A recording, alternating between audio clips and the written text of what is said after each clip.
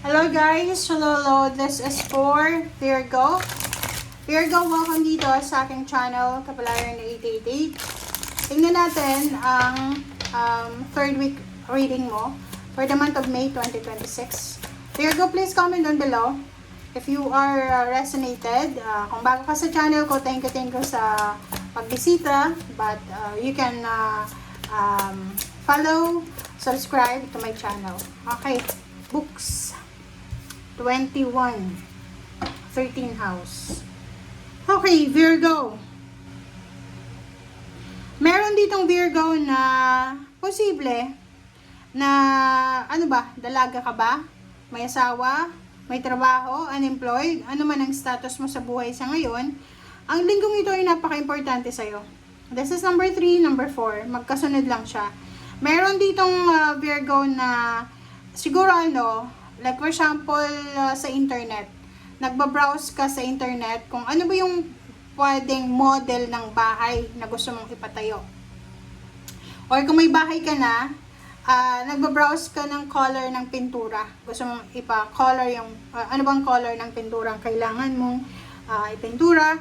Yung iba naman sa inyo dito, you're browsing sa nagbabrowse ka ng like sa magazine, parang gano'n. Nag-check ka ng mga style ng bahay or whatever man, real estate, gano'n. So, please comment down below if you resonated, guys.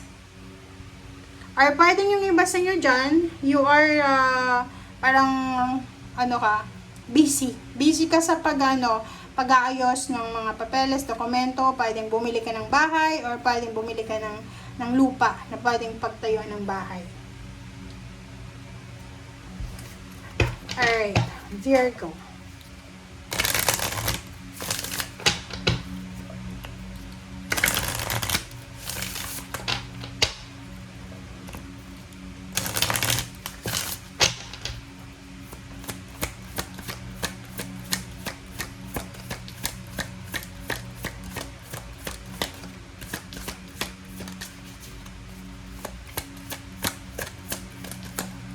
Okay, Zana. From Angel Zana, sinasabi ng baraso yung Virgo na you are protected from all types of harm. Okay? The worst is now behind you. I ask you to relax and feel safe. So, if ever lang na medyo nag-aalala ka para sa sarili mo, para sa pamilya mo, sinasabi ng baraha, huwag ka daw mag-alala kasi you're safe sa lahat ng klase ng disgrasya. And yung worst daw ay tapos na, okay? So mag-relax ka na and feel safe.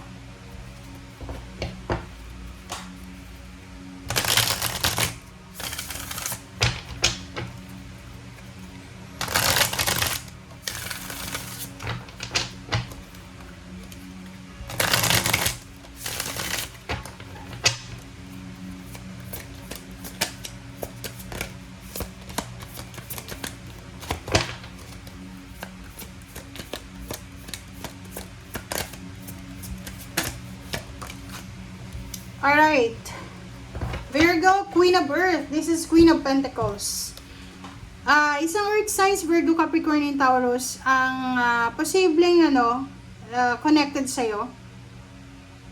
And nakikita ko sa'yo dito na ang taong ito, etong Earth signs na to, ay posibleng, ikaw to pwede ikaw yan. Nakikita ko sa'yo dito na pwedeng busy ka.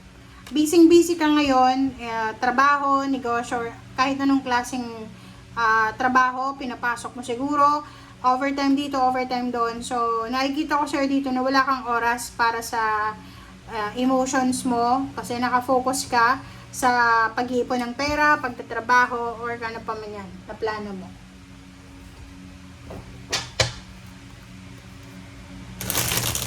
Ang sinasabi diyan sa'yo ng Queen of Earth na okay lang maging busy, okay lang maging workaholic, okay lang na mag-focus ka sa pag-iipon ng pera, but you need to make sure na may oras ka pa rin sa mga mahal mo sa buhay.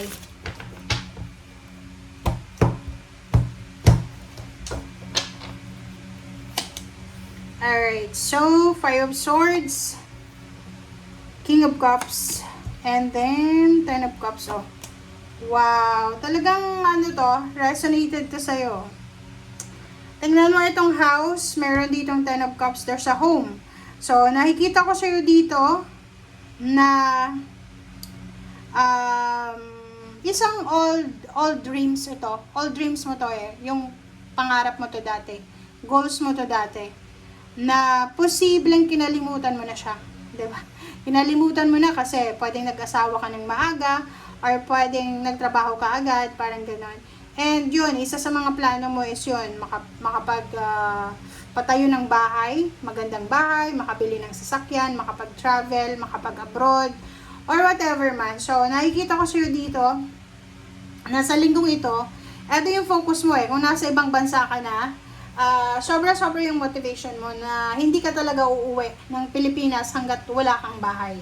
Parang gano'n yung sinasabi mo dyan. Another is, nakikita ko sa'yo dito na isang Virgo ang willing na mag-travel, it's either international or local, para makaipon ng pera, para maibigay sa sarili mo yung satisfaction na talagang minimithi mo. Okay, 7 of Swords and 9 of Wands. Ace of Wands. OMG. But the problem is, by the end of the week, Saturday, Sunday, or pwedeng Thursday, Friday, Saturday, Sunday, you need to be careful. Maging careful ka. Kasi, posibleng dahil sa excitement mo. Okay? Kung masyado kang excited, pwedeng ma-disappoint ka ngayon na 4 days na to. Kasi, like for example, nakatanggap ka ng malaking halagang pera.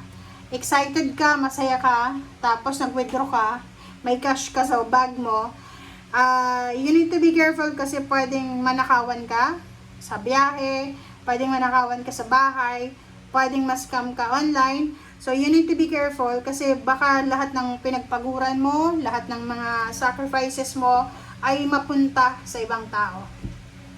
So, yung 7 of Swords na to, you need to be careful kasi, yun, pag masaya kasi yung isang tao, especially ikaw, Virgo, diba?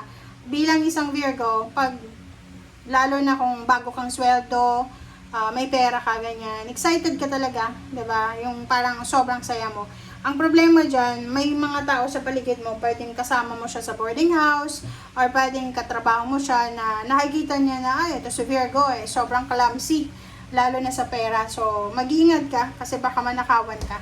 Manakawan ka na instead happiness yung maramdaman mo sa linggong ito, pwedeng umabot sa 3 of Swords, ma-disappoint ka, umiyak ka, or pwedeng ma-stress ka pa. Okay? Thank you guys. Bye!